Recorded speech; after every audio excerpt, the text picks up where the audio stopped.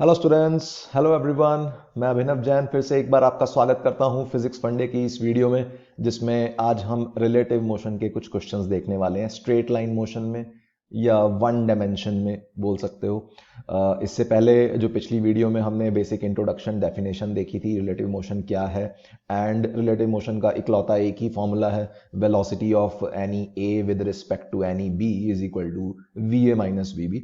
या जिसमें V A और वी बी क्या है, किसी एक रेफरेंस फ्रेम में दोनों की ए और बी की वेलोसिटीज। ए और बी कुछ भी हो सकते हैं, हम आने वाली वीडियोस में देखने वाले हैं कि ए की जगह कभी रिवर होगी, कभी मैन होगा, कभी कोई बोट होगी, कभी एरोप्लेन होगा। सिमिलरली बी की जगह भी कुछ भी हो सकता है। ए और बी जस्ट दो नाम है। तो स्टार्ट करते हैं questions in 1D relative motion. पहला सवाल, दो बॉल्स हैं A and B are moving along a straight line with constant velocities. दे रखी हैं उनकी वी ए और वी बी। वी बी जो है वो दे रखा है वी ए से कम है। दोनों के बीच में इनिशियल सेपरेशन जो है वो डी गिवन है। बताना है कितनी देर बाद वो कोलाइड करेंगे। तो एक बेहद ही आसान सवाल। इस तरह के सवाल हमने पहले स्ट्रेट लाइन मोशन में भी हमने इस तरह के क्वेश्चंस किए हैं।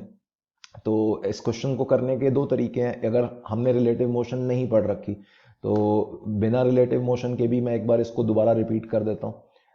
मेथड 1, अगर हमने रिलेटिव मोशन नहीं पढ़ रखी तो ये दोनों कोलाइड कब करेंगे, इस बात का जवाब कैसे दिया जाएगा। हम बोल सकते हैं, मान लेते हैं टी टाइम बाद ये कोलाइड करते हैं। टी टाइम बाद अगर ये कोलाइड करते हैं तो ये बी बॉल ने कुछ डिस्टेंस ट्रेवल किया होगा आगे की तरफ, मान लेते हैं एक्स डिस्टेंस ट्रेवल किया होगा, और ए बॉल ने कितना डिस्टेंस ट्रेवल किया होगा कोलाइड करते वक्त। तो D D distance, ball A D distance पहले ही पीछे थी, तो बॉल ए को D plus x distance move करना पड़ेगा।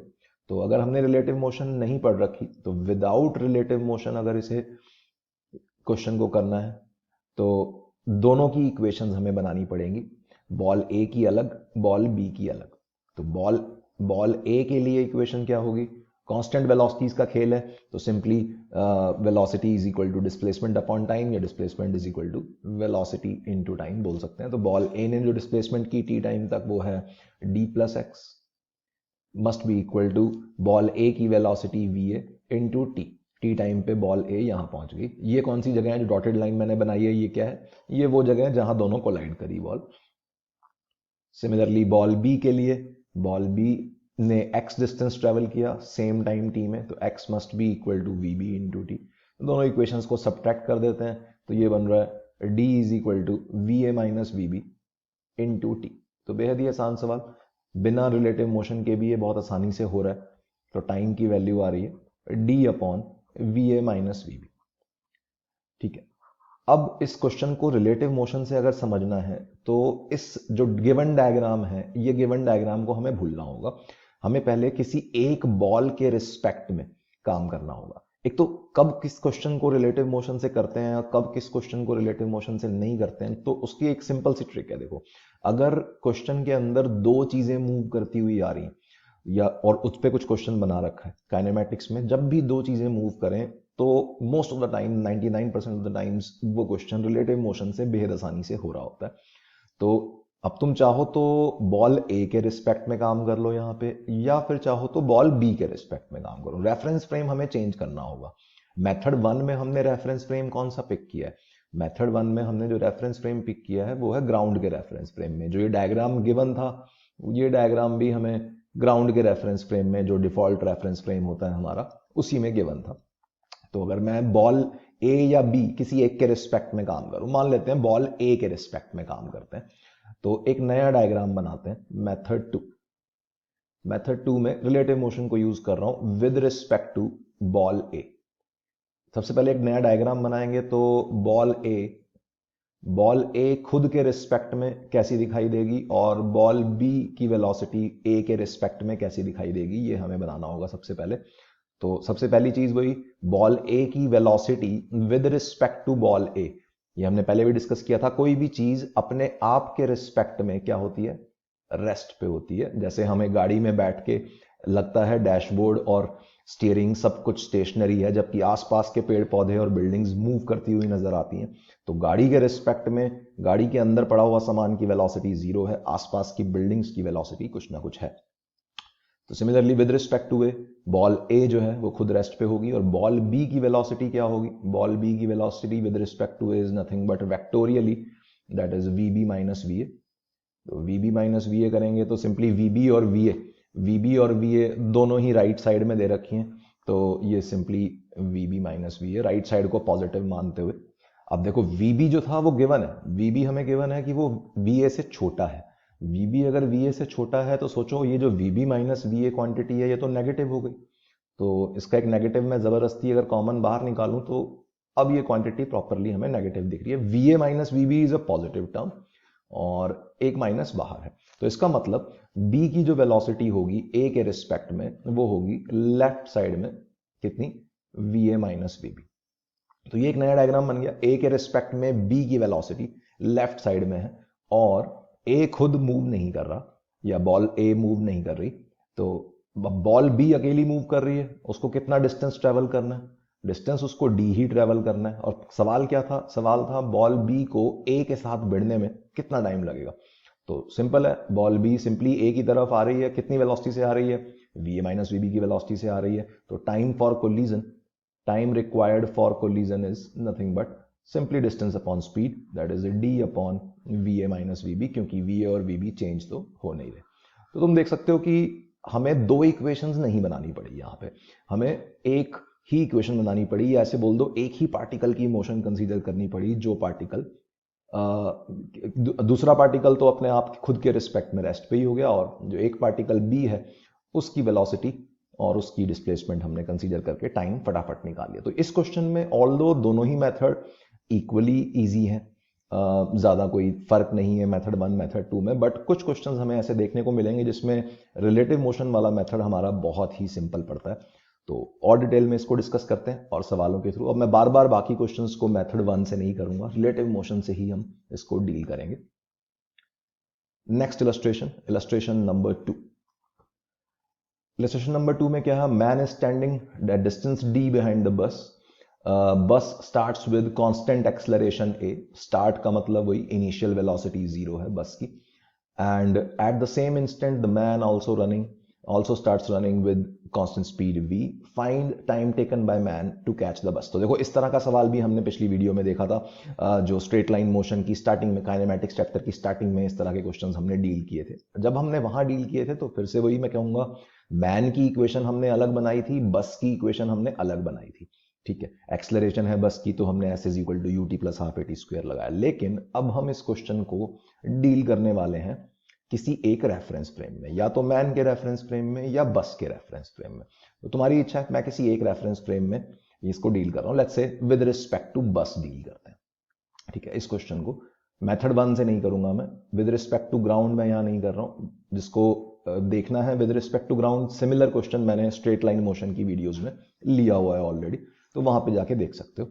तो विद रिस्पेक्ट टू बस अगर मैं एक नया डायग्राम बनाऊं, अब डायग्राम बनाने के लिए मुझे वेलोसिटीज और एक्सेलरेशन वगैरह चाहिए होंगी, तो सबसे पहले velocity of man with respect to bus, या ऐसे बोल दो initial velocity of man with respect to bus, क्योंकि यहां पे एक्सेलरेशन का भी खेल है तो इसलिए हम वेलोसिटी डायरेक्टली नहीं लिख सकते, वेलोसिटी तो वक्त के साथ बदलती रहेगी। तो इनिशियल वेलोसिटी ऑफ मैन, अब initial velocity of man ground के रिस्पेक्ट में हमें v दे रखी है राइट साइड में, और बस की इनिशियल वेलोसिटी 0 दे रखी है राइट साइड में, तो सिंपली क्या हो जाएगा v minus 0 that is plus v, ठीक है। Acceleration of man with respect to bus, ये सारा कुछ मैं क्यों निकाल रहा हूं, क्योंकि मुझे एक नया डायग्राम बनाना है जिस डायग्राम में बस के रिस्पेक्ट में हम सारी डायग्राम को देखेंगे, सारी सिचुएशन को देखेंगे। या ऐसे मैं बोल सकते हो कि बस के अंदर जो ड्राइवर बैठा है या कोई पैसेंजर बैठा है उसको क्या लग रहा होगा जब ये बंदा भागता हुआ पीछे से बस को कैच कर रहा होगा। तो acceleration of man with respect to bus वो क्या हो जाएगी, ए मैन माइनस ए बस। एक्सेलरेशन ऑफ मैन कितनी दे रखी है, तो मैन के लिए तो दे रखा है कांस्टेंट स्पीड है, तो वेलोसिटी भी कांस्टेंट ही है क्योंकि स्ट्रेट लाइन मोशन है। तो acceleration of man is nothing but 0, क्योंकि कांस्टेंट वेलोसिटी से दौड़ रहा है वो ग्राउंड के रिस्पेक्ट में। और बस की एक्सेलरेशन दे रखी है ए राइट साइड में, तो वो हो जाएगी a man minus A bus is nothing but 0 minus A, that is minus A. इसका मतलब बस में बैठे हुए आदमी को क्या लग रहा होगा, बस के रेफरेंस फ्रेम में बंदे ने भागना शुरू किया v वेलोसिटी से, लेकिन उसकी रिटार्डेशन है ए की या माइनस ए की एक्सलरेशन है, ऐसा बस में बैठे हुए किसी बंदे को लग रहा होगा। ठीक है, अच्छा, displacement of man with respect to bus, bus के रिस्पेक्ट में मैन को कितनी डिस्प्लेसमेंट करनी है, तो हम बोल सकते हैं बस के रिस्पेक्ट में, ये डायग्राम से अपने आप ही तुम्हें दिख जाएगा। देखो ये एक बार नया डायग्राम बना देता हूं, ये अपनी रोड है, यहां पे बंदा है, ये मैन है, ये बस है। ठीक है, बस के रिस्पेक्ट में बस खुद रेस्ट पे है। ठीक है, इसको मैं बार बार एक्सप्लेन नहीं करूंगा, किसी भी एक रेफरेंस फ्रेम में खुद वो रेफरेंस फ्रेम ऑब्वियसली रेस्ट पे होगा। मैन की इनिशियल वेलोसिटी जो है वो v है, प्लस v, लेकिन उसकी एक्सलरेशन माइनस ए है।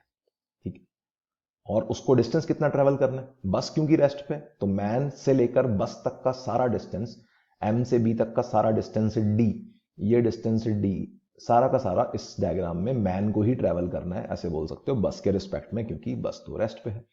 तो displacement of man with respect to bus कितनी होगी, राइट साइड में d, और पूछा गया है टाइम बताना है कि कितनी देर में वो ट्रेवल करेगा, ये कैच करेगा बस को। तो देखो टाइम की सबसे खूबसूरत बात है, time of man with respect to bus लिखने की अपने को लोड नहीं है, क्योंकि टाइम एक ऐसी चीज है जो रेफरेंस फ्रेम पे डिपेंडेंट नहीं होती, न्यूटन की बताई गई मैकेनिक्स में। जैसे पिछले क्वेश्चन में भी हमने टाइम, दोनों मेथड से सेम आंसर आया, सिमिलरली इस क्वेश्चन में भी दोनों मेथड से सेम ही आंसर आएगा। लेकिन अब कई बच्चे जिन्होंने आइंस्टीन के बारे में पढ़ रखा है, तो टाइम जो है स्पेशल थ्योरी ऑफ रिलेटिविटी के according time is also relative quantity, मतलब एक आदमी अगर बस में मूव कर रहा है तो उसके लिए अलग तरह से टाइम बीतता है, और एक आदमी जो ग्राउंड पे खड़ा है उसके लिए अलग तरह से टाइम बीतता है, एक आदमी जुपिटर पे है तो उसके लिए अलग तरह से टाइम बीतता है। क्यों? क्योंकि सभी चीज़ों की जो रिलेटिव वेलोसिटीज हैं वो डिफरेंट डिफरेंट है। बट जो आइंस्टीन की बातें हैं, स्पेशल थ्योरी ऑफ रिलेटिविटी की बातें हैं, ये सब तभी होल्ड ट्रू करती हैं या तभी कुछ इनमें वैलिडिटी आती है जब इनकी स्पीड या रिलेटिव वेलोसिटी जो है वो tending to speed of light हो या comparable to speed of light हो। तो स्पीड ऑफ लाइट से बहुत ही छोटी होती हैं बस की, एरोप्लेन की वेलोसिटीज। तो अपन न्यूटन की मैकेनिक्स जो हम क्लास 11th में पढ़ते हैं, इस मैकेनिक्स के अंदर हम आइंस्टीन की बातों को नहीं घुसाते और सिंपली हम टाइम को इंडिपेंडेंट ऑफ रेफरेंस फ्रेम मानते हुए चलते हैं। ये बात ध्यान में रखनी है। बाकी टाइम किस तरह से डिपेंडेंट होता है रेफरेंस फ्रेम पे, वो चीज़ बाद में आती है, क्लास 12th के एंड में थोड़ी सी एक इंट्रोडक्शन वहां पे दी जाती है, तो तब हम उसे देखेंगे। तो टाइम निकालना है, टाइम का कोई रेफरेंस फ्रेम नहीं है, या ऐसे बोल दो time is independent of reference frame in Newtonian mechanics. तो यहाँ पे अब हमें दो इक्वेशन बनाने की जरूरत नहीं है। देखो मैन और बस की इक्वेशन अलग अलग बनाने की जरूरत नहीं है, हमने बस को तो रेस्ट पे ही कर दिया, मैन अकेला दौड़ रहा है, इनिशियल वेलोसिटी v है उसकी, तो मैन की इक्वेशन बना देंगे, u पता है हमें, a पता है हमें, s पता है, t इज द क्वेश्चन। तो s is equal to ut plus half at square लगा रहा हूं मैं रिलेटिव मोशन के अंदर, मतलब displacement of man with respect to bus is equal to initial velocity of man with respect to bus into t plus half into acceleration of man with respect to bus into T square. बहुत ही simply एक equation से हमारा काम हो जाएगा। तो ये हो रहा है d is equal to V T minus half A T square, क्योंकि acceleration of man with respect to bus क्या थी, माइनस ए थी। तो हम बोल सकते हैं ये बन रहा है d is equal to V T minus half A T square. Quadratic equation, दो रूट्स आएंगे, पहले भी जब हमने ये क्वेश्चन किया था टाइम की दो वैल्यूज यहां से सॉल्व होके आती हैं। तो थोड़ा सा इसको रीअरेंज करके लिख देते हैं, ये बन रहा है लेफ्ट साइड में लेके आ रहा हूं और 2 के फैक्टर से मल्टीप्लाई कर रहा हूं, तो ए T square minus we T minus 2vt plus 2d, सारा कुछ लेफ्ट साइड में ले आया और 2 के फैक्टर से मल्टीप्लाई कर दिया। तो ये बन रहा है time is equal to minus B plus minus under root B square minus 4ac, time का कॉफिशिएंट इज 2v, तो 2v का square is 4v square minus 4ac minus 4 into A into 2d, तो 4 इंटू ए इंटू 2d हो गया 8ad upon 2a।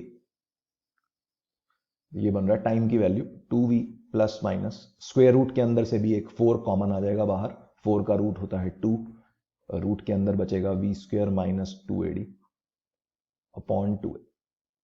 ए की term sorry 2 का factor cancel होता हुआ नजर आ रहा है अपने को, 2 का फैक्टर कैंसिल हो गया, टाइम की दो वैल्यूज यहां से सॉल्व होके आ रही हैं। हो सकता है एक ही वैल्यू हो, एक नेगेटिव आ जाए, ऐसा भी पॉसिबल है। तो जो भी है, सिंबल्स की टर्म्स में अपना जो आंसर है वो है v plus minus root of V square minus 2AD upon A.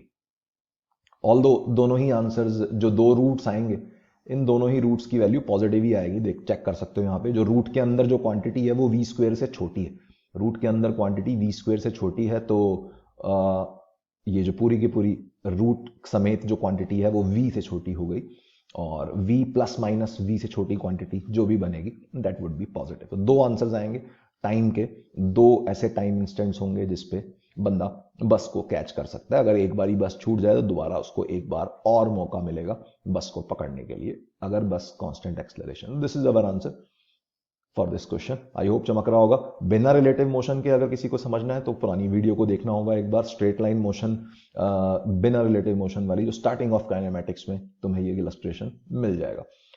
I hope clear होगा। आगे बढ़ रहा हूं मैं। इलस्ट्रेशन नंबर 3, ये भी फिर से वही सिमिलर सवाल।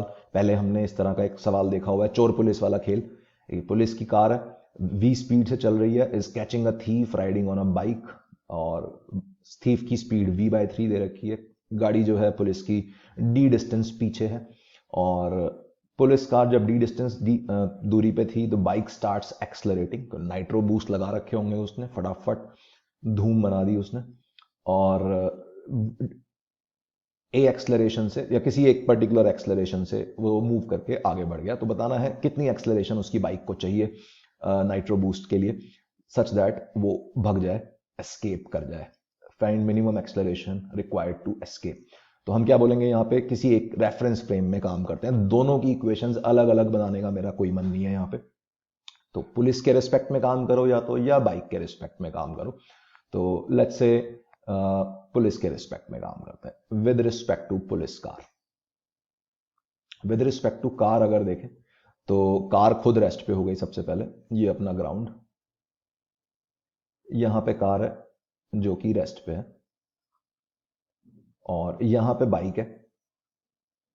बाइक की वेलोसिटी अब क्या लिखें, तो वेलोसिटी ऑफ, या इनिशियल वेलोसिटी बोल दो, initial velocity of bike with respect to car, वो हो जाएगी, इनिशियल वेलोसिटी ऑफ बाइक थी v/3 राइट साइड में। राइट साइड को पॉजिटिव मानते हुए लिख रहा हूं मैं, या पॉजिटिव एक्स एक्सिस। बार बार आई कैप लगाने की जरूरत नहीं है स्ट्रेट लाइन मोशन में, पहले भी मैं बता चुका हूं। स्ट्रेट लाइन में ही अगर सारी चीजें मूव कर रही हैं तो आई कैप लगाओ चाहे ना लगाओ। लेफ्ट और राइट साइड दोनों साइड इक्वेशंस में आई कैप आ जाना है, कट जाने हैं वो। तो इनिशियल वेलोसिटी ऑफ बाइक जो थी ग्राउंड के रिस्पेक्ट में, वो गिवन है हमें v/3, और कार की भी इनिशियल वेलोसिटी गिवन है, तो u bike minus u car कर दिया मैंने, तो ये बन रहा है -2v/3। तो इस इनिशियल डायग्राम में या रिलेटिव मोशन वाले डायग्राम में कार के रिस्पेक्ट में बाइक पुलिस की तरफ आ रही है, ठीक है। ये बाइक की वेलोसिटी लेफ्ट साइड में 2v/3 है, ठीक है, दैट इज इनिशियल वेलोसिटी। अच्छा, acceleration of bike with respect to car, तो बाइक ने ए एक्सलरेशन से मूव करना शुरू किया है, ठीक है, मान लिया ए हमारा क्वेश्चन है, दिस इज अवर क्वेश्चन कि कितनी एक्सलरेशन से वो भागे। पुलिस के बारे में ऐसा कुछ नहीं कह रखा, कांस्टेंट स्पीड है उसकी v, तो कार की एक्सलरेशन 0 है ग्राउंड के रिस्पेक्ट में, तो ए बाइक माइनस ए कार करके रिलेटिव एक्सलरेशन आ गई, दैट इज +a। तो बाइक की एक्सलरेशन राइट साइड में है +a, और डिस्प्लेसमेंट कितनी करनी है बाइक को, उसको बच के बाहर निकलना है। बच के बाहर निकलना है तो अपन ये मान लेते हैं कि वो एक्सलरेशन फाइंड कर लेते हैं कि ये बाइक जस्ट कार तक पहुंच जाए। देखो, ग्राउंड के रिस्पेक्ट में जो डायग्राम है, जो मोशन है वो बिल्कुल अलग है, कार के रिस्पेक्ट में जो मोशन है वो बिल्कुल अलग है, देखने का नजरिया फर्क है। देखो, ग्राउंड के रिस्पेक्ट में बाइक वाला जो बंदा है, थीफ है, कांस्टेंट एक्सलरेशन ए से आगे फरार हो गया, और उसने फटाफट अपनी वेलोसिटी v से ज्यादा ऊपर कर ली होगी, ऐसा बोल सकते हैं, ताकि ये गाड़ी जो v वेलोसिटी से दौड़ रही थी ये उसको पकड़ ही नहीं पाई। ग्राउंड के रिस्पेक्ट में तो ये है देखने का तरीका, लेकिन कार के रिस्पेक्ट में, पुलिस कार के रिस्पेक्ट में देखने का तरीका बदल गया अपना। कैसे? कार के रिस्पेक्ट में बाइक वाला इनिशियल वेलोसिटी तो लेफ्ट साइड में है उसकी, लेकिन उसकी एक्सलरेशन राइट साइड में। एक्सलरेशन राइट साइड में होने का मतलब क्या है कि बाइक वाला जैसे जैसे लेफ्ट साइड में आएगा उसकी वेलोसिटी घटती जाएगी, जैसे जैसे बाइक वाला कार की तरफ आएगा उसकी वेलोसिटी घटती जाएगी, घटते घटते क्या हो जाएगी, 0 हो जाएगी। अगर 0 नहीं हुई, कार तक पहुंचने से पहले अगर वो 0 नहीं हुई, तो पुलिस ये कार के पास अगर वो पहुंच गया तो पुलिस वाला पकड़ लेगा उसको। तो कार तक पहुंचने से पहले उसकी वेलोसिटी 0 हो जानी चाहिए एंड उसके बाद वो पलट जाना चाहिए। ऑब्वियसली राइट साइड में एक्सेलरेशन है तो राइट साइड में वो मूव कर जाएगा उसके बाद। तो आई कैन से ये जो डिस्टेंस डी है, ये डिस्टेंस डी कवर करने से पहले वेलोसिटी 0 हो जानी चाहिए, ठीक है। या इसको मैं थोड़ी देर के लिए ऐसे बोल दूं कि बाइक वाले ने जो डिस्प्लेसमेंट करी है that must be less than D for final velocity to become 0, ठीक है। तो यहां पे मैं लिख देता हूं final velocity of bike with respect to car मुझे क्या चाहिए, 0 चाहिए। 0 के बाद तो कोई खतरा है नहीं, एक बारी बाइक की वेलोसिटी कार के रिस्पेक्ट में 0 हो गई उसके बाद तो इस एक्सलरेशन की वजह से बाइक वाला राइट साइड में चला ही जाएगा, कार से बच जाएगा, पुलिस कार से।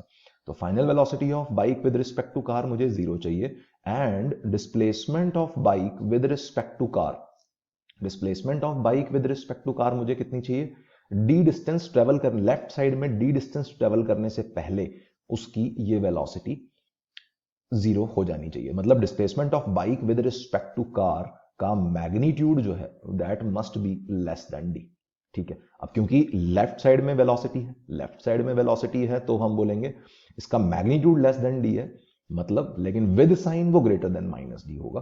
सोच लो आराम से, इसका मैग्नीट्यूड अगर माइनस डी है, मान लो ये minus D by sorry magnitude अगर डी है तो अगर मान लो बाइक वाला 2d/3 डिस्टेंस मूव करता है, बाइक वाला 2d/3 डिस्टेंस मूव करके वेलोसिटी अपनी 0 करवा लेता है, तो उसने डिस्प्लेसमेंट विद साइंस कितनी की, -2d/3 की, और -2d/3 माइनस डी से तो बड़ा है, सोच लो आराम से, नेगेटिव नंबर्स।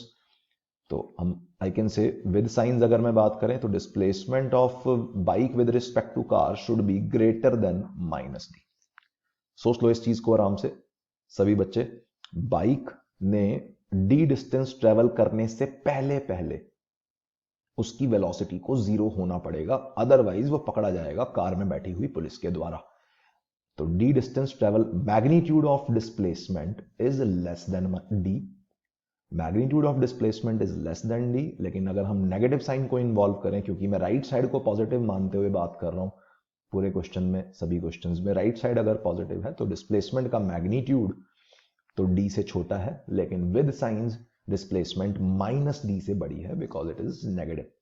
तो ये सारी बातें अपने को पता है। अब u हमें पता है, a हमें पता है, फाइनल वेलोसिटी 0 करवानी है उसकी, उसके बाद तो एक्सेलरेशन अपने आप संभाल लेगी। तो displacement of bike with respect to car, इसको इक्वेशन बनाए थे। तो u, v, a और s इस चीज में हमारा खेल है। तो हम इक्वेशन कौन सी बनाएंगे, v² - u² is equal to 2s। अगले पेज पे बना रहा हूं, this is v square vbc square minus ubc square is equal to 2a acceleration of bike with respect to car into displacement of bike with respect to car with signs, या ऐसे बोल दो proper vectors का use करते हुए, सब कुछ आई cap में ही है ऑल दो। तो initial velocity of bike with respect to car is -2v/3, ये हो गया -2v/3 का स्क्वायर। फाइनल वेलोसिटी हमें 0 करवानी है कार के रिस्पेक्ट में, और एक्सलरेशन है a, डिस्प्लेसमेंट है ग्रेटर देन -d। तो 2 × a इंटू डिस्प्लेसमेंट को सॉल्व कर लेते हैं यहां से पहले। ये बन रहा है displacement of bike with respect to car is equal to -4v²/9 upon 2a। तो ऐसे बोल दो -2v² अपॉन 9। ये आ रही है displacement of bike with respect to car. अब ये जो क्वांटिटी है that quantity must be less than, that quantity must be greater than -d। तो that quantity must be greater than -d displacement, तभी वो बच के बाहर जा पाएगा।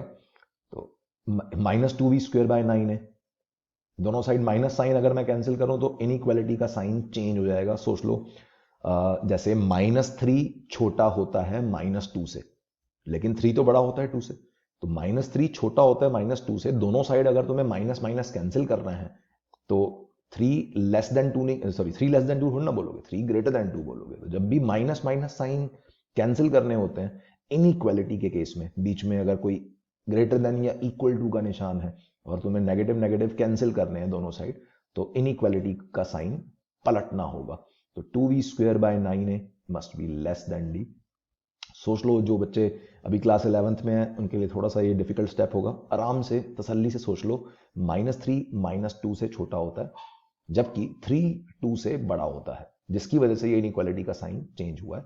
तो यहां से आ रहा है v² must be less then 9AD/2, या एक्सलरेशन पूछी थी, सॉरी, एक्सलरेशन हो जाएगी, acceleration is greater then 2v²/9d। Acceleration जो चाहिए बाइक वाले को, बाइक वाले की ग्राउंड के रिस्पेक्ट में हमने एक्सलरेशन a कंसीडर की थी, तो बाइक वाले की एक्सलरेशन 2v²/9d से बड़ी होगी, तो वो बच के निकल जाएगा पुलिस से। तो आई होप यहां पे क्लियर होगा सारा कुछ। मतलब मोशन जो ग्राउंड के रिस्पेक्ट में होती है वो बिल्कुल बदल जाती है अगर हम अपना रेफरेंस फ्रेम चेंज करें। कैलकुलेशंस पूरी बदल जाती हैं, मोशन पूरी बदल जाती है, लेकिन एक चीज है जो है टाइम, वो नहीं बदलता। टाइम किसी भी रेफरेंस फ्रेम में एक ही है जब तक रिलेटिव वेलोसिटियां स्पीड ऑफ लाइट के कंपेरेबल ना हो। तो आई होप यहाँ पे समझ में आया होगा। नहीं समझ में आया तो एक बार दोबारा से वीडियो को रिवाइंड करके देख सकते हो। आगे बढ़ रहा हूं मैं, illustration number 4। A person standing in an elevator drops a coin from height h above its floor। ठीक है, find time taken by coin to reach the floor if elevator is moving up with constant acceleration a। ठीक है, situation कैसी है, ये एक elevator है, elevator में कोई बंदा खड़ा है, उसने h हाइट से कॉइन को ड्रॉप किया, और ये एलिवेटर ऊपर जा रहा है विद कांस्टेंट एक्सलरेशन a, और कॉइन को यहां से ड्रॉप किया गया है। लेट्स से ये है कॉइन जिसको h हाइट से ड्रॉप किया गया है। अच्छा, ड्रॉप करने का मतलब क्या है? ड्रॉप करने का मतलब है इनिशियल वेलोसिटी एलिवेटर के रिस्पेक्ट में जीरो है। ध्यान से, इस बात को मैं पहले भी समझा चुका हूं। ड्रॉप करने का ग्राउंड के रिस्पेक्ट में मतलब क्या होता है? जैसे मान लो कोई हॉट एयर बैलून में कोई बंदा ऊपर जा रहा है और उसने कोई स्टोन रिलीज कर दिया, तो स्टोन ड्रॉप जैसे ही वो करेगा, तो ड्रॉप करने से जस्ट पहले, ग्राउंड के रिस्पेक्ट में अगर हमें मतलब समझना है, तो ड्रॉप करने से जस्ट पहले उसकी वेलोसिटी क्या थी स्टोन की? वो बिल्कुल हॉट एयर बैलून जैसी थी। तो ड्रॉप करने के जस्ट बाद भी वही रहेगी। That is the meaning with respect to ground. लेकिन अगर हम उसी रेफरेंस फ्रेम में आ जाए, जैसे यहां पे जिस भी बंदे ने ये कॉइन को ड्रॉप किया है, मतलब जो वेलोसिटी एलिवेटर की थी वही वेलोसिटी कॉइन की भी थी ड्रॉप करने से जस्ट पहले। तो ड्रॉप करने के जस्ट बाद भी वही खेल होगा कि जो वेलोसिटी एलिवेटर की वही कॉइन की भी। तो I can say velocity of coin is equal to velocity of elevator है इनिशियली, जब उसको ड्रॉप किया गया। ड्रॉप करने का मतलब बंदे ने अपनी तरफ से कोई एफर्ट नहीं लगाया, कोई एक्स्ट्रा फोर्सेस लगा के उसको वेलोसिटी नहीं दी, या एक्स्ट्रा इंपल्सेस लगा के उसको कोई वेलोसिटी नहीं दी। ठीक है, तो कॉइन की हम इनिशियल वेलोसिटी को क्या बोलेंगे कि कॉइन की initial velocity with respect to elevator is 0। ठीक है, रेफरेंस फ्रेम मैं एलिवेटर के रिस्पेक्ट में बात कर रहा हूं। ठीक है, कॉइन की यहां पे इनिशियल वेलोसिटी क्या होगी? अगर मैं ग्राउंड के रिस्पेक्ट में देखूं तो कॉइन की इनिशियल वेलोसिटी एलिवेटर जितनी होगी, लेकिन ये डायग्राम है विद रिस्पेक्ट टू ग्राउंड। और दूसरा डायग्राम एक और बना देता हूं मैं। इस डायग्राम में एलिवेटर के रिस्पेक्ट में अगर हम बात करेंगे, with respect to elevator, coin की इनिशियल वेलोसिटी जो है वो है 0। Initial velocity of coin with respect to elevator 0। तुम यहां से देख सकते हो u c is equal to u e है, तो यूसी माइनस यूई क्या हो जाएगा? Relative velocity will be 0। अच्छा, with respect to elevator, elevator खुद रेस्ट पे हो जाएगा, ये रेस्ट पे हो गया। अच्छा, और डिस्प्लेसमेंट तो उसको अभी भी एच ही करनी है। ग्राउंड के रिस्पेक्ट में बड़ी कॉम्प्लिकेटेड मोशन है। देखो, ग्राउंड के रिस्पेक्ट में ये कॉइन भी ऊपर जा रहा होगा, क्योंकि बंदा ऊपर जा रहा है जिसने उसको ड्रॉप किया एलिवेटर के साथ साथ, और उस कॉइन जैसे ही उसके हाथ से छूटेगा उसके पास उसके रिटार्डेशन होगी ग्रेविटी की वजह से, तो ऊपर जाके कुछ नीचे आ रहा होगा। ये कॉइन की मोशन ग्राउंड के रिस्पेक्ट में कुछ ऊपर जाके नीचे होगी। लेकिन एलिवेटर के रिस्पेक्ट में खेल बड़ा सिंपल है। जो बंदा उसको ड्रॉप कर रहा है एलिवेटर के अंदर खड़े होकर, उसके लिए मोशन स्ट्रेट डाउनवर्ड है। ठीक है, तो किसी एक नजरिए से सोचो, कंफ्यूज नहीं होना बिल्कुल भी। या तो ग्राउंड के रिस्पेक्ट में करना है, तो फिर रिलेटिव मोशन का कोई फंडा यूज नहीं करना। ठीक है, उस केस में एलिवेटर की भी इक्वेशन बनानी पड़ेगी और कॉइन की भी इक्वेशन बनानी पड़ेगी, वो हम नहीं कर रहे। ये बात हमेशा एग्जाम पॉइंट ऑफ व्यू से दिमाग में रख लो सभी बच्चों, कि जब भी दो चीज मूव करती हैं क्वेश्चन के अंदर और कुछ सवाल बनाया गया होता है, तो 99% ऑफ टाइम्स वो क्वेश्चन रिलेटिव मोशन से जल्दी हो रहा होता है, क्योंकि रिलेटिव मोशन में हमें एक ही इक्वेशन बनानी पड़ती है। जिस भी रेफरेंस फ्रेम में हम काम करेंगे वो तो परमानेंट रेस्ट पे ही हो जाएगा। तो एलिवेटर यहाँ पे रेस्ट पे कर दिया हमने, क्वाइन की इनिशियल वेलोसिटी हो गई 0, displacement of coin with respect to elevator कितनी है, क्वाइन को h डिस्टेंस नीचे गिरना है, ऊपर जाके नीचे नहीं आना उसको, यहाँ पे सिंपली h डिस्टेंस, h उसकी डिस्प्लेसमेंट होगी डाउनवर्ड डायरेक्शन में। तो डाउनवर्ड डायरेक्शन को मैं पॉजिटिव मान रहा हूँ यहाँ पे, डाउनवर्ड डायरेक्शन को पॉजिटिव मानते हुए displacement of coin with respect to elevator is plus h and acceleration of coin with respect to elevator is AC minus AE, AC minus AE। अच्छा, AC और AE क्या है, क्वाइन और elevator की acceleration with respect to ground. अच्छा, coin की acceleration क्या है with respect to ground, coin तो फ्रीली मूव कर रहा है, एक बारी अगर बंदे के हाथ से छूट गया क्वाइन तो उसकी एक्सलरेशन क्या होगी, ग्रेविटी वाली एकदम, फ्रीली अंडर ग्रेविटी मतलब g डाउनवर्ड, डाउनवर्ड को ही हमने पॉजिटिव माना है मतलब plus g। And acceleration of elevator दे रखी है ऊपर की तरफ a, तो ये हो गई माइनस a। ध्यान से सोच लो, ऊपर की तरफ a, डाउनवर्ड को हमने पॉजिटिव माना है मतलब acceleration of elevator is minus a with respect to ground. तो acceleration of coin with respect to elevator क्या नजर आ रही है, g प्लस a। और पूछा क्या गया है, टाइम बताना है, फिर से वही क्वेश्चन सिमिलर। तो कहानी खत्म, सिर्फ क्वाइन की इक्वेशन हम बनाएंगे। इनिशियल वेलोसिटी हमें पता है, डिस्प्लेसमेंट हमें पता है, एक्सलरेशन हमें पता है, टाइम हमसे पूछा गया है, कौन सी इक्वेशन लगाएं, s is equal to U T plus half A T square. तो displacement of coin with respect to elevator is equal to U C E into T plus half into A C E into T square. Displacement is h, u zero है तो ये पूरी term उड़ गई, U T zero हो गया, और acceleration relative है g प्लस ए, तो half into G plus A into T square. Answer आ रहा है t is equal to root of 2h upon g plus A. This is our answer. Time जो लगेगा क्वाइन को floor को hit करने में that is root 2h upon g plus ए।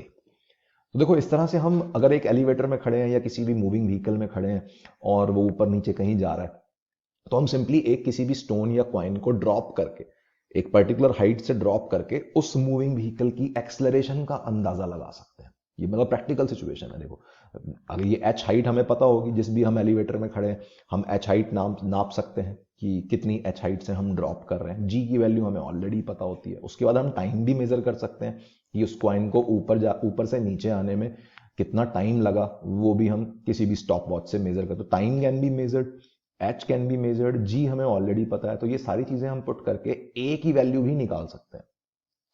किसी भी मूविंग व्हीकल में बिना मूविंग व्हीकल के बाहर गए हम उसकी एक्सलरेशन का अंदाजा लगा सकते हैं। तो आई होप यहाँ पे क्लियर होगा। बाकी मैं एक बार सजेस्ट यही करूंगा कि सभी बच्चे एक बार इसको मेथड 1 से भी करके देखो। मतलब with respect to ground 2 equations बनानी पड़ेंगी, वो एक बार वो तुम्हारे लिए एक होमवर्क का टास्क रहेगा कि एलिवेटर की भी इक्वेशन बनाओ और क्वाइन की भी इक्वेशन बनाओ with respect to ground. Elevator की वेलोसिटी नहीं दे रखी, वो कुछ माननी पड़ेगी, इनिशियल वेलोसिटी एलिवेटर की कुछ यू मान लेना जिस इंस्टेंट पे क्वाइन को ड्रॉप किया गया। फाइनली जब तुम टाइम की वैल्यू निकालोगे तो उसके अंदर यू की टर्म कट चुकी होगी। तो एक बार ट्राई जरूर करना सभी बच्चे। आगे बढ़ते हैं, illustration number 5। Sorry, illustration number 5 से पहले एक बेसिक कंसेप्ट जो हमने पिछले क्वेश्चन में सीखा कि कोई भी पार्टिकल ऑब्जेक्ट जब फ्रीली अंडर ग्रेविटी मूव करता है बट किसी एलिवेटर या लिफ्ट के अंदर होता है, then its acceleration with respect to elevator is also called as effective gravity. ठीक है, इफेक्टिव ग्रेविटी करके कई किताबों में एक शॉर्टकट बना रखा होता है जिसको कई बच्चे याद भी कर लेते हैं। तो इफेक्टिव ग्रेविटी क्या है, सिंपली रिलेटिव एक्सलरेशन। किसी भी मूविंग व्हीकल में रिलेटिव एक्सलरेशन क्या है, तो क्या होगी relative acceleration, acceleration of particle minus acceleration of elevator. Acceleration of particle जैसे हमने पिछले क्वेश्चन में देखा वो है जी वेक्टर, अपना डाउनवर्ड जी। ठीक है, और ए वेक्टर कहीं भी हो सकता है, लेफ्ट ऊपर भी जा सकती है, नीचे भी जा सकती है, तो जी वेक्टर माइनस ए। अब ये जी वेक्टर माइनस ए वेक्टर कुछ भी बन सकता है। अगर लिफ्ट ऊपर जा रही है, अगर लिफ्ट ऊपर की तरफ एक्सलरेटेड है, अगर लिफ्ट ऊपर की तरफ एक्सलरेटेड है तो हम क्या बोलेंगे, डाउनवर्ड डायरेक्शन को पॉजिटिव मानते हुए बात करते हैं। डाउनवर्ड डायरेक्शन में क्योंकि ग्रेविटी एक्ट करती है तो डाउनवर्ड को पॉजिटिव मानेंगे, तो जी तो दोनों केसेस में पॉजिटिव है। देखो यहां भी प्लस जी, यहां भी प्लस जी। एक्सलरेशन अगर डाउनवर्ड हुई तो जी माइनस ए हो गया, और अगर एक्सलरेशन अपवर्ड हुई तो ए वेक्टर को माइनस ए लिखना पड़ेगा। सोच लो आराम से, डाउनवर्ड को अगर मैं पॉजिटिव मानता हूं, डाउनवर्ड डायरेक्शन में ही बात कर रहे हैं, डाउनवर्ड डायरेक्शन को पॉजिटिव मानते हुए जी वेक्टर तो हमेशा ही प्लस जी होगा, क्योंकि ग्रेविटी हमेशा डाउनवर्ड एक्ट करती है। एक्सलरेशन वेक्टर खुद प्लस ए हो जाएगा, मतलब ये जी माइनस ए की टर्म बन जाएगी अगर लिफ्ट एक्सलरेटिंग डाउन है तो, और अगर लिफ्ट एक्सलरेटिंग अप है तो हम क्या बोलेंगे, G minus minus A vector will become minus A, तो G minus minus A is nothing but G plus A if elevator is accelerating up. तो ये दो जी इफेक्टिव के ये दो कंसेप्ट्स दिमाग में रखने, effective gravity is G minus A या G plus A depending on the acceleration of elevator. अब इसमें एक चीज और दिमाग में रखना, कभी कभी है ना एग्जाम में कंफ्यूज करने के लिए मोशन तो अपवर्ड दे देते हैं एलिवेटर की, लेकिन रिटार्डेशन कर देंगे। अब देखो ऊपर जाती हुई चीज अगर रिटार्ड कर रही है तो उसकी एक्सलरेशन क्या हुई एलिवेटर की, वो डाउनवर्ड होगी। सिमिलरली उल्टा भी क्वेश्चन बन सकता है कि अगर एलिवेटर डाउन जा रहा है और रिटार्ड कर रहा है, एलिवेटर डाउन जा रहा है रिटार्ड कर रहा है, तो उसकी एक्सलरेशन कहां हुई, अप हुई। तो ये ध्यान रखना, इफेक्टिव ग्रेविटी का ये शॉर्टकट अगर कभी भी यूज कर रहे हो तो उस केस में एक्सलरेशन पे फोकस करना है, ना कि मोशन पे। एक्सलरेशन की डायरेक्शन अगर डाउन है तो जी माइनस है, एक्सलरेशन की डायरेक्शन अगर अप है तो जी प्लस है, मोशन चाहे कहीं भी हो। आई होप क्लियर होगा, इसको दोबारा भी हम यूज करेंगे इसी वीडियो में। आगे बढ़ते हैं। A ball is thrown downwards with a speed of 20 meter per second from top of a building 150 meter high. ये ऊपर से एक बॉल नंबर 1 है कोई, ये या बॉल ए बोल दो इसको, इसको 20 मीटर पर सेकंड से नीचे थ्रो किया गया, 150 मीटर की हाइट है बिल्डिंग की। Simultaneously another ball is thrown vertically upward, नीचे से कोई एक और बॉल है, बॉल बी कह देते हैं इसे, जिसको 30 मीटर पर सेकंड से ऊपर की तरफ फेंका गया from the foot of the building. Find time after which both the balls will meet, बताना है कितने टाइम बाद ये भिड़ेंगी। तो कैसे करें, अगेन बेसिक से अगर हम करेंगे तो बॉल ए की टी टाइम बाद हम पोजीशन निकाल सकते हैं कि बॉल ए कहां होगी, बॉल बी की भी टी टाइम बाद हम पोजीशन निकाल सकते हैं कि कहां होगी, और ग्राउंड के रिस्पेक्ट में दोनों की पोजीशन निकाल के और टी टाइम बाद दोनों की पोजीशन इक्वेट कर दो कि भाई दोनों एक ही पोजीशन पे होनी चाहिए, तभी वो आपस में कोलाइड करेंगी या मिलेंगी। तो ऐसा करके भी हम टाइम की वैल्यू निकाल सकते हैं, बट हम डिफरेंट मेथड से करेंगे, रिलेटिव मोशन से करते हैं। दो चीजें मूव कर रही हैं तो या तो बॉल ए के रिस्पेक्ट में करते हैं या बॉल बी के रिस्पेक्ट में करते हैं। लेट्स से बॉल ए के रिस्पेक्ट में करते हैं, ठीक है। अगेन देखो 3 मेथड है क्वेश्चन को करने के, या तो ग्राउंड के रिस्पेक्ट में दोनों की इक्वेशन बनाओ गधों की तरह एकदम, या बॉल ए के रिस्पेक्ट में बॉल बी को की मोशन कंसीडर करो, या बॉल बी के रिस्पेक्ट में बॉल ए की मोशन कंसीडर करो। तो मैं एक मेथड से कर रहा हूं, यहां पे सारे मेथड्स एक्सप्लेन नहीं कर रहा हूं क्योंकि बार बार उस सिमिलर तरह के सवाल ही आ रहे हैं। तो बॉल ए के रिस्पेक्ट में अगर हम बात करें तो सिचुएशन कैसी है, मतलब स्ट्रांगली इमेजिन करो, देखो अपने आप को बॉल ए के ऊपर बिठा दो, बॉल ए के ऊपर बिठाओगे तो ग्राउंड मूव करता हुआ नजर आएगा, बिल्डिंग मूव करती हुई नजर आएगी ऊपर की तरफ, क्योंकि बॉल ए खुद नीचे जा रही है, लेकिन बॉल ए रेस्ट पे नजर आएगी खुद को। तो आई कैन से सिचुएशन क्या है, बॉल ए के रिस्पेक्ट में एक नया डायग्राम बनाए, ये रहा टावर, ये रही बॉल ए अब आ गई है रेस्ट पे खुद के रिस्पेक्ट में, और जो बॉल बी है वो मूविंग है। बॉल बी किस साइड मूविंग है, बॉल बी की ऊपर की तरफ वेलोसिटी कितनी होगी, वो होगी 30 मीटर पर सेकेंड वेलोसिटी दे रखी थी। तो बॉल बी की relative velocity, initial relative velocity with respect to A, वो हो जाएगी U B minus U A, U B minus U A. U B कितना है, यूबी है 30 अपवर्ड, अपवर्ड को पॉजिटिव मान लेते हैं लेट्स से, तो लिख भी देता हूं मैं, अपवर्ड इज पॉजिटिव, ये मैंने कंसीडर किया। तो अपवर्ड को पॉजिटिव मानते हुए यूबी की वैल्यू है +30 एंड यूए की वैल्यू कितनी है, यूए की वैल्यू है डाउनवर्ड 20 मतलब -20। तो initial velocity of B with respect to A कितनी हो गई 50 मीटर। बी को कितना डिस्टेंस ट्रेवल करना है, ये 150 मीटर का डिस्टेंस ट्रेवल करना है, जो इनिशियल उनके बीच में सेपरेशन थी। तो देखने का नजरिया अपना पूरा बदल गया। इसके अलावा एक्सलरेशन की और बात कर लें, acceleration of B with respect to A वो क्या हो जाएगी, acceleration of B with respect to ground minus acceleration of A with respect to ground.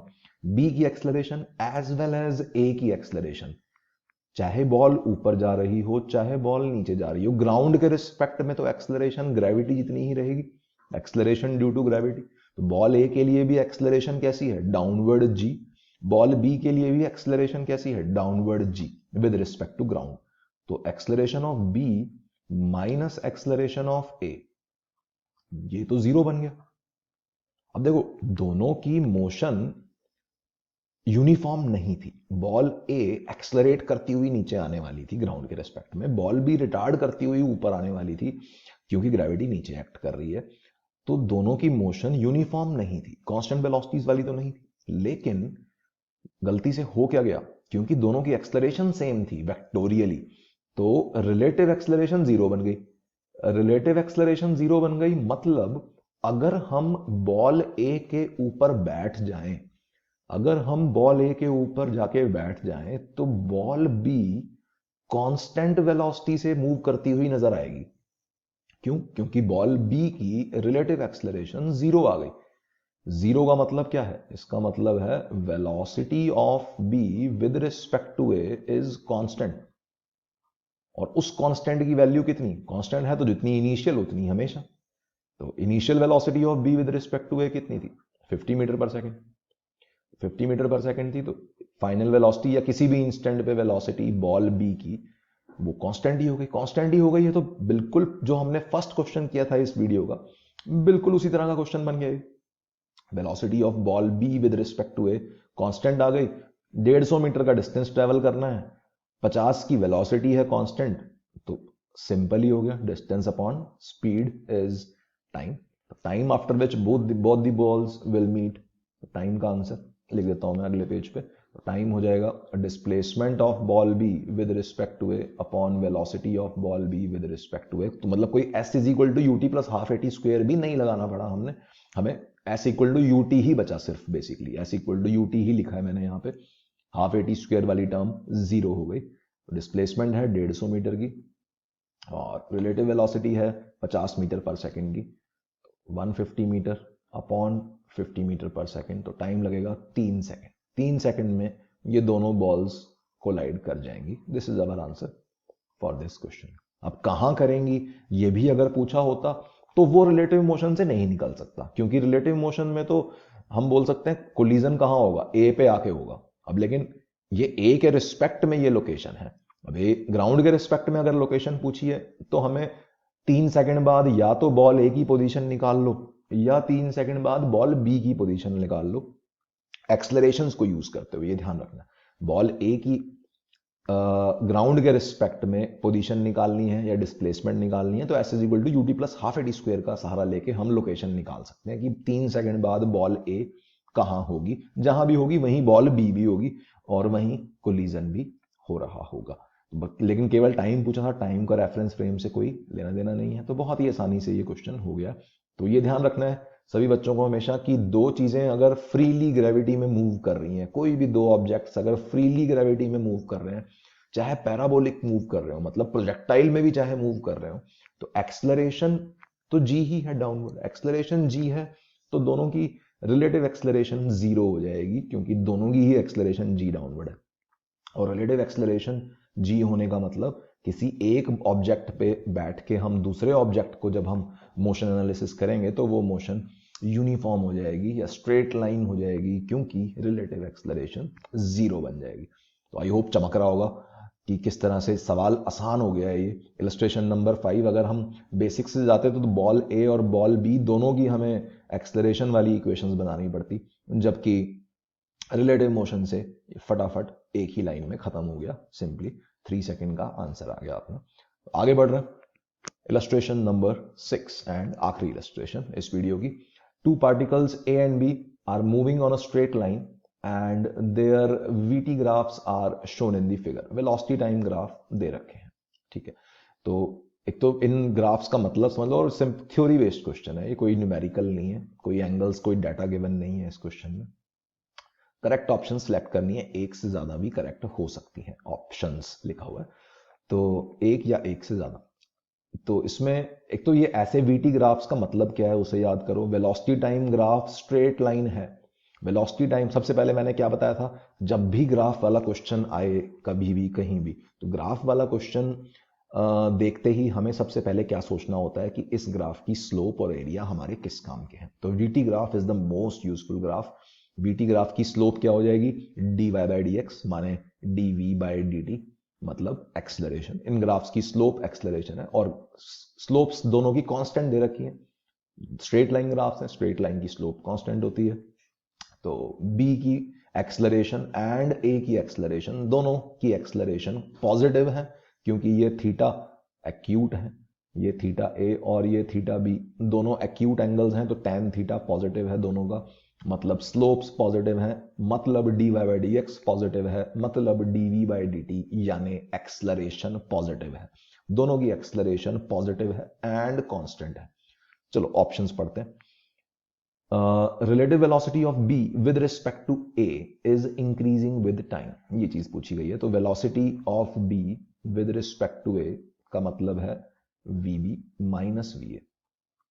वीबी क्या है, वीबी है वी, क्योंकि एक्सलरेशन कांस्टेंट है, एक्सलरेशन कांस्टेंट है तो v is equal to U plus A T लिख सकता हूं मैं, V B is equal to U B plus A B into T लिख सकता हूं। तो ये हो जाएगी A B into T minus A A into T.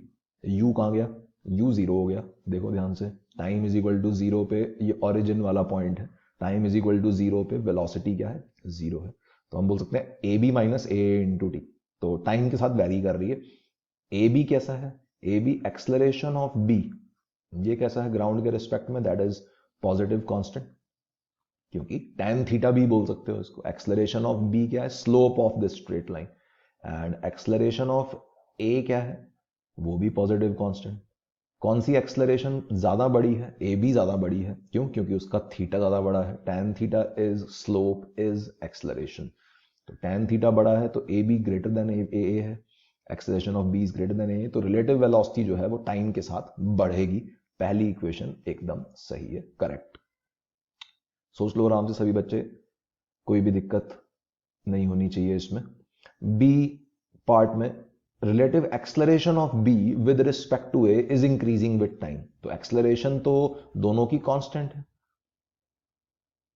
Relative acceleration या सॉरी दोनों की इंडिविजुअल एक्सलरेशंस ग्राउंड के रिस्पेक्ट में क्या है, कांस्टेंट है, क्योंकि स्लोप्स कांस्टेंट है, थीटास कांस्टेंट है दोनों स्ट्रेट लाइंस के। तो एक्सलरेशंस कांस्टेंट है तो दोनों का डिफरेंस भी ऑब्वियसली वक्त के साथ बदलेगा तो नहीं, कि जब दोनों इंडिविजुअली ही कांस्टेंट है तो वक्त के साथ डिफरेंस भी चेंज नहीं होगा, मतलब रिलेटिव एक्सलरेशन कांस्टेंट रहेगी, इंक्रीजिंग विद टाइम नहीं होगी। सी ऑप्शन में बोला गया if particle A is ahead of B initially then B will catch it after some time, और डी ऑप्शन में इसका उल्टा लिखा हुआ है कि अगर बी जो है वो आगे है ए के, then A will catch it after some time. तो ध्यान से देखो, एक्सलरेशन जिसकी ज्यादा है वही दूसरे को पकड़ सकता है, ठीक है। एक्सलरेशन किसकी ज्यादा है, बी की एक्सलरेशन ज्यादा है, क्योंकि बी की स्ट्रेट लाइन वाले की स्लोप ज्यादा है, tan थीटा इसका ज्यादा है। तो अगर ए आगे हुआ, अगर ए अहेड हुआ बी के, तो बी उसे पकड़ ले सिंपली।